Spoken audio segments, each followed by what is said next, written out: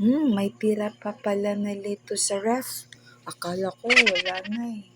O tingnan nyo guys, ang sarap ng breakfast namin kanina.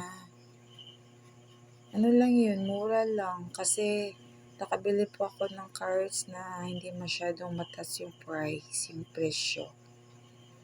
Ang sarap yan. Mayonnaise, ako lang po yung gumagawa ng sauce. Hindi pa ako bumibili yung ready-made na sauce, yung sa sauce sa salad. Kasi mahal yun eh. So mag-DIY lang tayo. Tapos, yun, may atis. Yan, sarap.